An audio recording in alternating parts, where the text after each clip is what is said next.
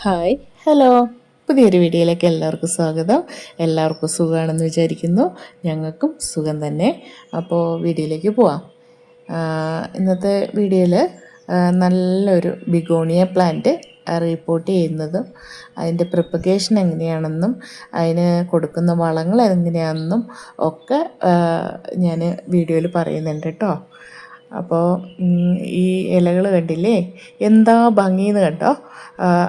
ഇത്രയും ഭംഗിയുള്ള പല പല പല പല കളറിലുള്ള പല ഡിസൈനിലുള്ള ഇലകളാണ് ഈ ബിഗോണിയ ചെടിയുടെ പ്രത്യേകത.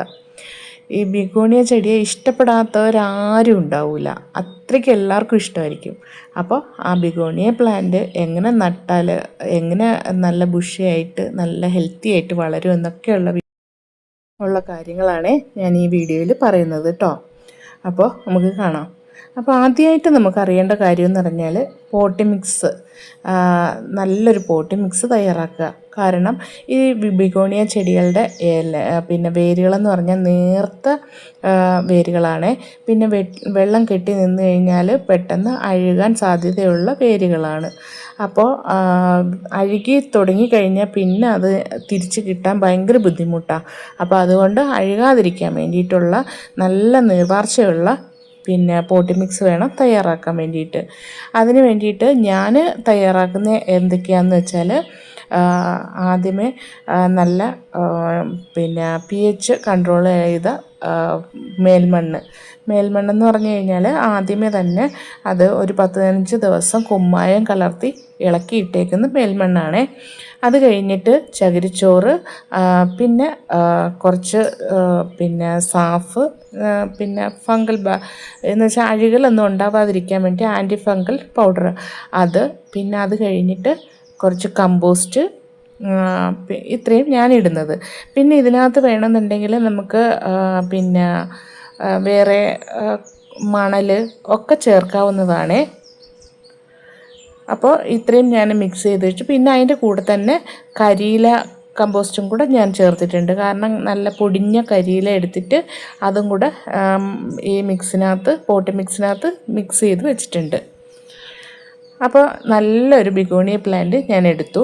അത് ഇപ്പോൾ ഇരിക്കുന്ന ചട്ടിയിൽ നിറഞ്ഞിരിക്കുക.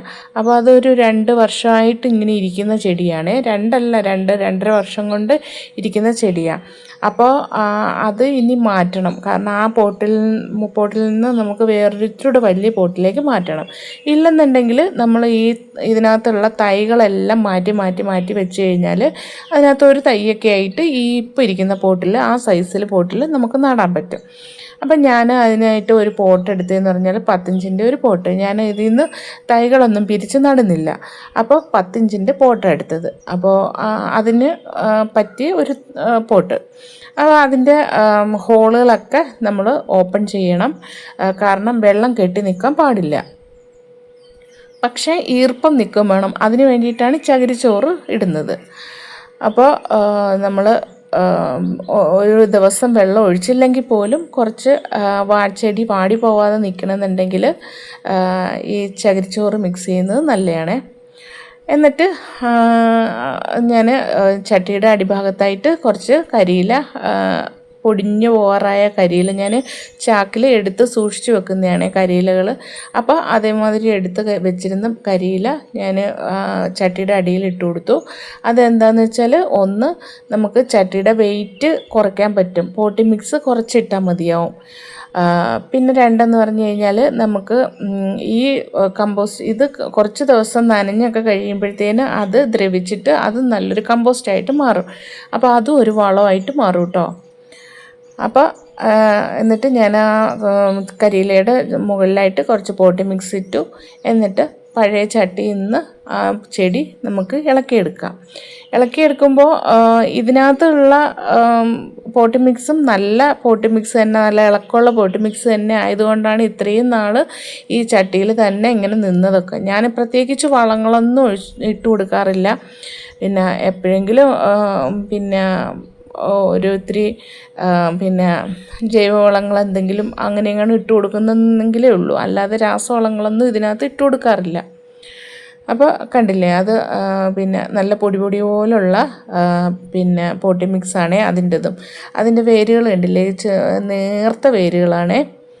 അപ്പോൾ ഈ ചട്ടി നിറയെ നല്ല ബുഷായിട്ട് നിന്നത്. പക്ഷേ ഇതിനകത്ത് ഇനിയും ഞാൻ അതിൽ തന്നെ നിർത്തി കഴിഞ്ഞ് കഴിഞ്ഞാൽ ചെടി നശിച്ചു പോകും ചിലപ്പോൾ.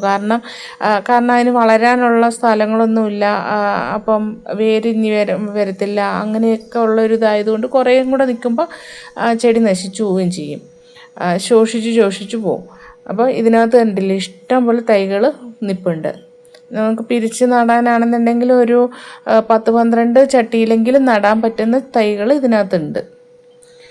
പിന്നെ നമ്മൾ ബിഗോണിയ ചെടികൾ പ്രൊപ്പഗേഷൻ ചെയ്യുന്നത് എങ്ങനെയാണെന്ന് വെച്ചാൽ 2-3 രീതിയിൽ ഞാൻ ചെയ്യാറുണ്ട്. ഒന്ന്, ഇതേപോലുള്ള ചെടികളിൽ നിന്നും തണ്ടുകൾ അടർത്തിയെടുത്തിട്ട് തൈകൾ അടർത്തിയെടുത്തിട്ട് അത് നടാറുണ്ട്. അത് ഈസി മെത്തേഡാണ്. പിന്നെ 2 പറഞ്ഞു കഴിഞ്ഞാൽ നമ്മൾ ഇതിൻ്റെ ഇലകൾ എടുത്തിട്ട് അത് മണ്ണിൽ വെച്ചിട്ട് വേര് പിടിപ്പിച്ച് തൈകളാക്കിയിട്ട് നടാറുണ്ട്. അതും ഒരു 90% വിജയം തന്നെ ഉള്ളത്. കാരണം ചിലത് ഇലകൾ അഴുകിപ്പോവും. പിന്നെ വേറൊരു കാര്യം എന്ന് പറഞ്ഞാൽ അതിൽ നിന്നും കുറച്ചുകൂടെ ഈസി ആയിട്ടുള്ളത് വെള്ളത്തിലിട്ടിട്ട് ഇതിൻ്റെ തൈകൾ ഉണ്ടാക്കാം. ഈ ഇലകൾ തന്നെ മുറിച്ചെടുത്തിട്ട് നമുക്ക് വെള്ളത്തിലിട്ട് തൈകൾ ഉണ്ടാക്കാം. പിന്നെ ഇതിന് നേരിട്ട് സൂര്യപ്രകാശം അടിക്കുന്ന സ്ഥലത്ത് നമ്മൾ വെക്കാൻ പാടില്ല. ഒരു ഷെയ്ഡ് വേണ്ടി വരും ഈ ചെടിക്ക്. കാരണം ഇല്ലെന്നുണ്ടെങ്കിൽ ഇതിൻ്റെ ഇലകളൊക്കെ കരിഞ്ഞു പോയിട്ട് ഭംഗിയില്ലാണ്ടായിപ്പോവും. ഇലകളിലാണല്ലോ ഇതിൻ്റെ ഭംഗി. പിന്നെ സൂര്യപ്രകാശം കൂടുതലായി കഴിഞ്ഞാൽ ഇതിൻ്റെ ഇലയുടെ കളറൊക്കെ ഫെയ്ഡായിപ്പോവും. അപ്പോൾ അതുകൊണ്ട് ഒരു ഷെയ്ഡുള്ള സ്ഥലത്ത് വേണം വെക്കാനുള്ളത്. പിന്നെ വളം കൊടുക്കുന്നതെന്ന് പറഞ്ഞാൽ ഇതിനകത്ത് ഞാനിപ്പോൾ ഓൾറെഡി കമ്പോസ്റ്റൊക്കെ ചേർത്തിട്ടുള്ളത് കൊണ്ട് കുറച്ചും കൂടെ കഴിഞ്ഞിട്ടൊക്കെ പുതിയ വേരൊക്കെ ഓടിത്തുടങ്ങിയതിന് ശേഷം നമുക്ക് വേണമെങ്കിൽ ജൈവ സ്ലറികളൊക്കെ ഒഴിച്ചു കൊടുക്കാവുന്നതാണ്. പിന്നെ പ്രത്യേകിച്ച് ഞാൻ വേറെ വളങ്ങളൊന്നും ഇട്ട് കൊടുക്കാറില്ല. പിന്നെ 19 ഒക്കെ വേണമെന്നുണ്ടെങ്കിൽ ഇട്ട് കൊടുക്കുക കേട്ടോ. കുറച്ചും കൂടെ ആരോഗ്യത്തോടെ ചെടി ഉണ്ടാവും. പിന്നെ വെള്ളം ഒഴിച്ചു കൊടുക്കുമ്പോൾ നമ്മൾ ശ്രദ്ധിക്കേണ്ട വെള്ളം കെട്ടി നിൽക്കുന്നുണ്ടോ എന്ന് നോക്കണം. പിന്നെ മണ്ണിൻ്റെ നനവ് അനുസരിച്ച് വെള്ളം ഒഴിച്ചു കൊടുത്താൽ മാത്രം മതിയാവും.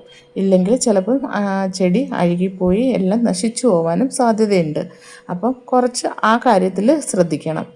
അപ്പോൾ ഇത്രയൊക്കെ ഉള്ളൂ. വീഡിയോ ഇഷ്ടപ്പെട്ടാലൊന്ന് ലൈക്ക് ചെയ്യണേ, കമൻറ്റ് ചെയ്യണേ, സബ്സ്ക്രൈബും ചെയ്യണേ.